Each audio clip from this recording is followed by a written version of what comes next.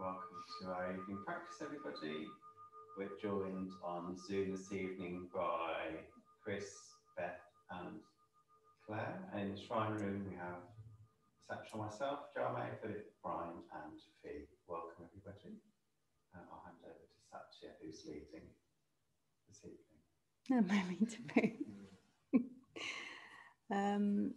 So I bought this book from Japan at great expense about 2 months ago, and then I haven't touched it. So I thought I'd flick through it this evening before coming upstairs. And it's the collected works of Shinran. Shinran being the Japanese sage, Japanese Buddhist teacher who started the school of Jodo Shinshu, Pure Land Buddhism, which is the biggest school of Pure Land Buddhism in Japan. And there was just a very short couple of sentences from one of his letters that I'm going to read out to you. He wrote this letter when he was 88.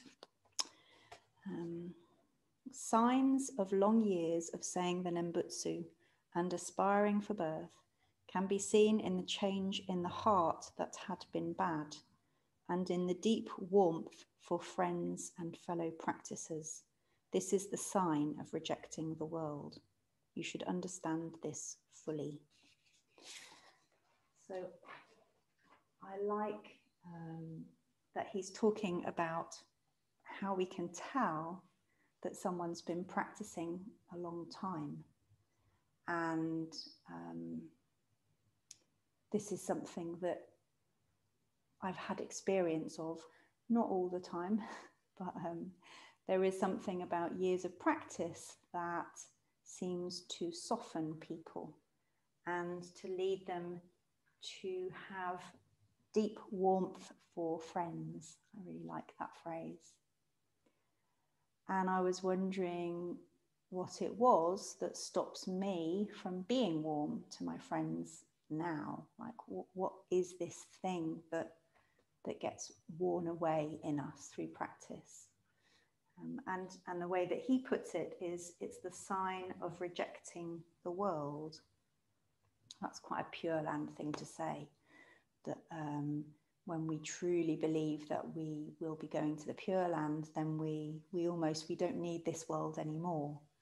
We reject this world. But I think a different way of putting that might be that we lose our attachment, we lose our unhealthy attachment to this world, or to the people in this world, or to the things, or to parts of ourselves. And I know that when I'm not feeling warm towards my friends or other people, it's always because of something that I'm attached to that gets in the way. So it may be that I'm feeling impatient with somebody because maybe they've told me the same story 3 times. So I'm kind of feeling attached to being entertained, or to not having to be patient and listen, or to wonder about what's actually going on for that person. Maybe I'm preoccupied with my own troubles, so I'm more attached to trying to sort that out than I am to being present. Maybe I'm judging the other person in some way, which means that I'm attached to not feeling something myself. Usually when I'm judging someone else, it's because I don't want to acknowledge something about myself, or I'm afraid of acknowledging something inside me. And that as we practice very slowly, without us even being aware of it often, there's a relaxing of those attachments, there's a softening, there's a wearing down like water on stone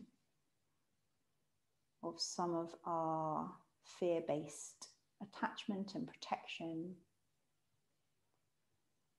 And as that relaxes, what naturally is available to us is warmth towards the person that's boring, because we maybe understand that they are telling the same story because they haven't really properly heard something themselves about what they're trying to say, or we think about ourselves when we repeat the same story to other people.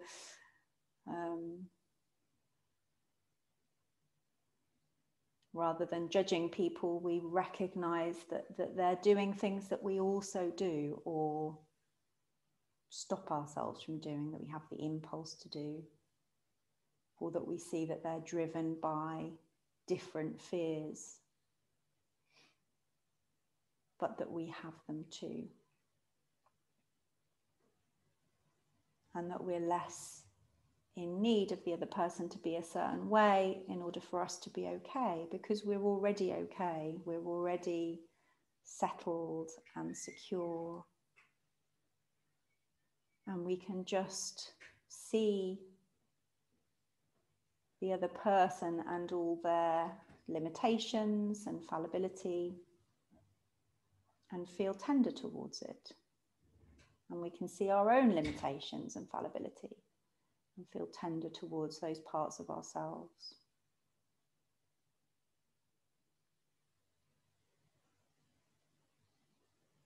If long practice doesn't lead us to become more warm-hearted towards our friends, my advice would be to pick a different practice.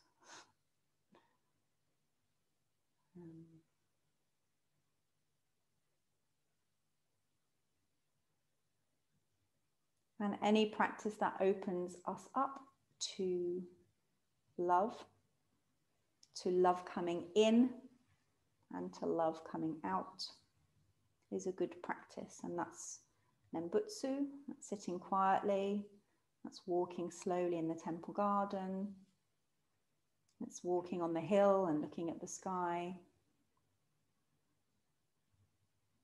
it's reading texts that are inspiring,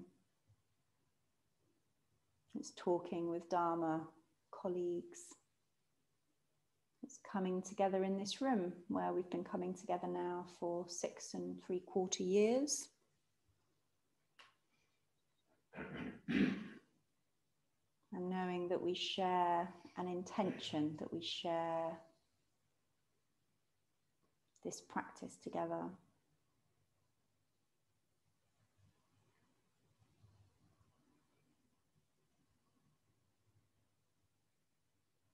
And so rather than seeing rejecting the world as being a cutting off, if that's what Shinran meant, he wouldn't have also said that we become more warm-hearted towards our friends. There's something about a cutting off from a need to be treated in a certain way, or to be given certain things, or for things to go one way or the other, that we just become more relaxed about everything. And of course, unless we become enlightened, we don't manage that perfectly. But little bits here and there make a big difference. And it's not really something that we can intentionally do. We can notice when we're not doing it, when we're not feeling warm-hearted. But the way that Shinran's describing it is it's more of a side effect. It's kind of a non, we don't practice in order to become nicer people. We practice to connect with the Buddha, and a side effect of that, a consequence, is that we become easier to be around. So I'll just read it one more time. Signs of long years of saying the nembutsu and aspiring for birth can be seen in the change in the heart that had been bad, and in the deep warmth for friends and fellow practices. This is the sign of rejecting the world. You should understand this fully. Namo Amitabha.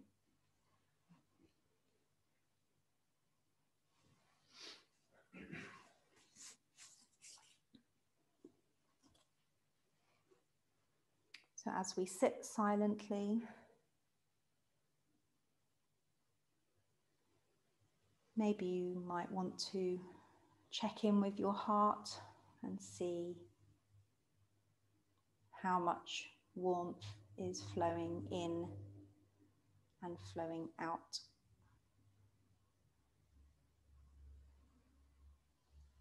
If you can, without any judgment.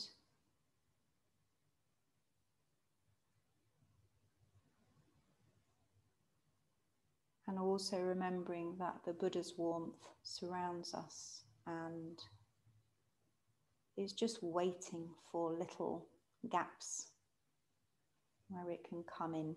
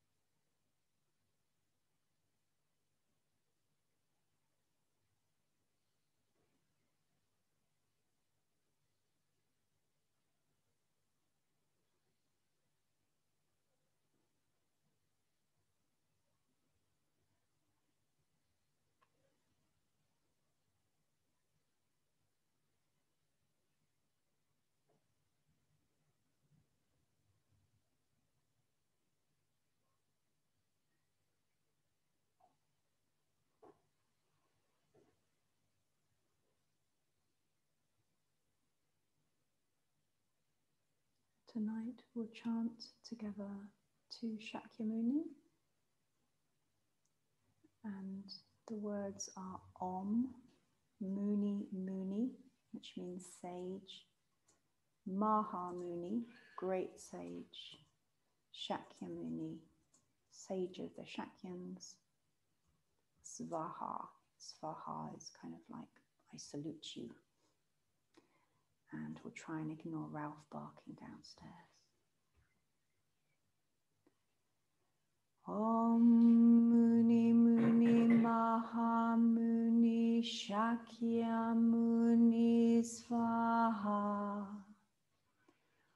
Om Muni Muni Maha Muni Shakyamuni Svaha. Om Muni Muni Maha Muni Shakyamuni Svaha. Om Muni Muni Maha Muni Shakyamuni Svaha. Om Muni Muni Maha Muni Shakyamuni Svaha. Om Muni Muni Maha Muni Shakyamuni Svaha. Om Muni Muni Maha Muni Shakyamuni Svaha. Om Muni Muni Maha Muni Shakyamuni Svaha. Om Muni Muni Maha Muni Shakyamuni Svaha. Om Muni Muni Maha Muni Shakyamuni Svaha. Om Muni Muni Maha Muni Shakyamuni Svaha. Om Muni Muni Maha Muni Shakyamuni Svaha. Om Muni Muni Maha Muni Shakyamuni Svaha. Om Muni Muni Maha Muni Shakyamuni Svaha. Om Muni Muni Maha Muni Shakyamuni Svaha. Om Muni Muni Maha Muni Shakyamuni Svaha. Om Muni Muni Maha Muni Shakyamuni Svaha. Om Muni Muni Maha Muni Shakyamuni Svaha. Om Muni Muni Maha Muni Shakyamuni Svaha. Om Muni Muni Maha Muni Shakyamuni Svaha. Om Muni Muni Maha Muni Shakyamuni Svaha. Om Muni Muni Maha Muni Shakyamuni Svaha. Om Muni Muni Maha Muni Shakyamuni Svaha. Om Muni Muni Maha Muni Shakyamuni Svaha. Om Muni Muni Maha Muni Shakyamuni Svaha. Om Muni Muni Maha Muni Shakyamuni Svaha. Om Muni Muni Maha Muni Shakyamuni Svaha. Om Muni Muni Mahamuni Shakyamuni Svaha. Om Muni Muni Mahamuni Shakyamuni Svaha. Om Muni Muni Mahamuni Shakyamuni Svaha. Om Muni Muni Mahamuni Shakyamuni Svaha. Om Muni Muni Mahamuni Shakyamuni Svaha. Om Muni Muni Mahamuni Shakyamuni Svaha. Om Muni Muni Mahamuni Shakyamuni Svaha. Om Muni Muni Mahamuni Shakyamuni Svaha. Om Muni Muni Mahamuni Shakyamuni Svaha. Om Muni Muni Mahamuni Shakyamuni Svaha. Om Muni Muni Mahamuni Shakyamuni Svaha. Om Muni Muni Mahamuni Shakyamuni Svaha. Om Muni Muni Mahamuni Shakyamuni Svaha. Om Muni Muni Mahamuni Shakyamuni Svaha.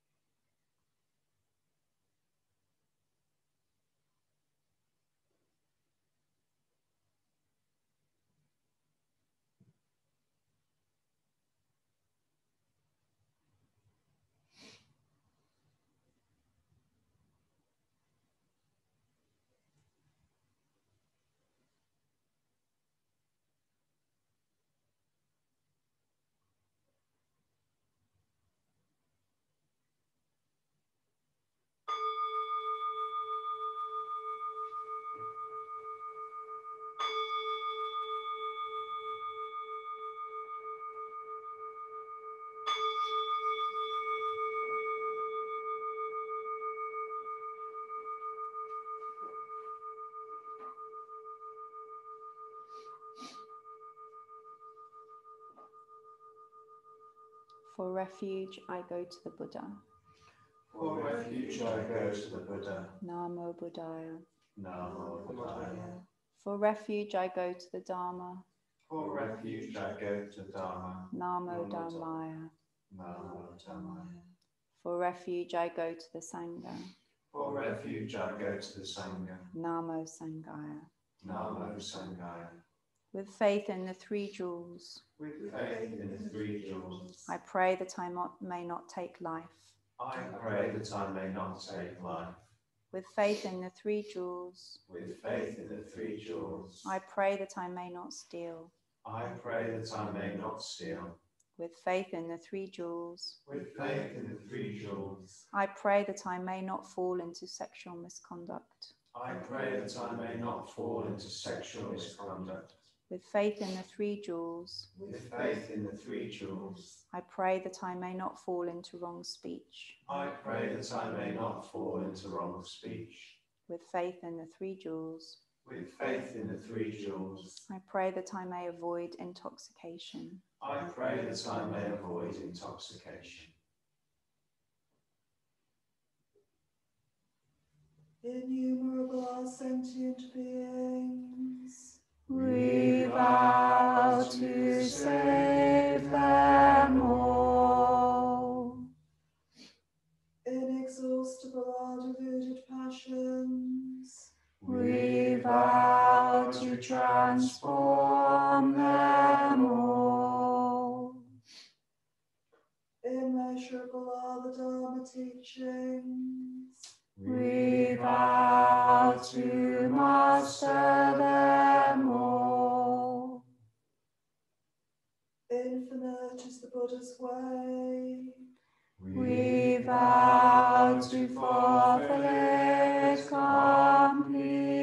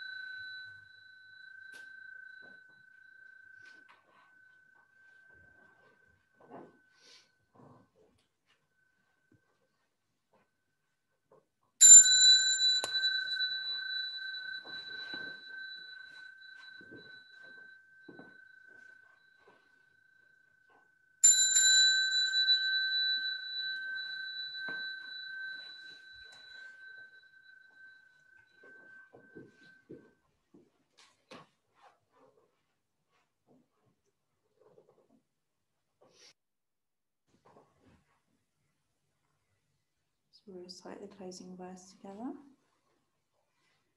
Blessed by Amitabha's light, may we care for all living things and the holy earth.